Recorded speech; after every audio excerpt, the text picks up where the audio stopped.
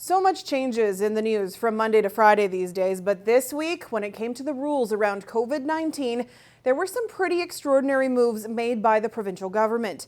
Adam Hunter covers politics for CBC Saskatchewan and joins me now. Adam, there was a big shift in public gathering restrictions. That's right, Sam. People may not have been to a worship service given the changes from Monday to Thursday. On Monday, the gathering limit for worship services was 30.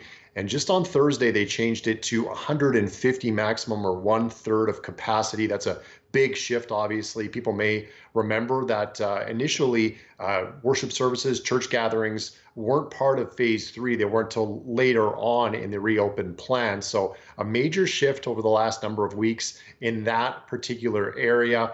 We also got news about graduation ceremonies. There had been a lot of public pressure on having grads, the government making the announcement that graduation ceremonies could be up to 150 people with guest staff and graduates, keeping the graduation classes to a maximum of 30. So if you're at a big high school, let's say, you'd have to have multiple graduation ceremonies. Of course, a lot of schools have already had their virtual graduations or made different arrangements. It'll be interesting to see if any schools go with that new gathering limit and try and have a grad ceremony here before the end of the month, as the school year is wrapping up very quickly. And the last thing I'll say on this is this week, it seems like it was last week now, but we had the information that from the education minister that school will be back in the classroom in September, committing to having students there as long as things stay the way they are, saying the students' best chance for an education is in person in the classroom.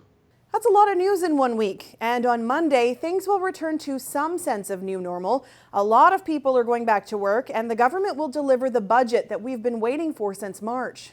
Yes, Sam, the government and the NDP had been negotiating, if you want to call it that, some terms to return to the legislature for a few weeks. They finally decided on that a couple of weeks ago. There'll be a 14-day mini session with 14 question periods, of course, highlighted by the budget, which will be announced on Monday afternoon by Finance Minister Donna Harpower. We already know the spending plans, or most of the spending plans for the government as it was unveiled on March 18th, but they didn't have the revenue projections announced that day because they suspended the legislature, and they said oil prices had dropped, the COVID-19 pandemic had changed things, so they needed some time to work on that. We'll get those revenue projections.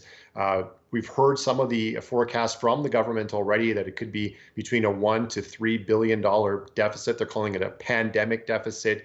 So the big highlight of this little sitting we'll see for the next 3 weeks will be the budget. The NDP wants to debate and scrutinize that. They'll get 60 hours to do that in committees. Adam Hunter covers politics for CBC Saskatchewan. He joined us from Regina tonight.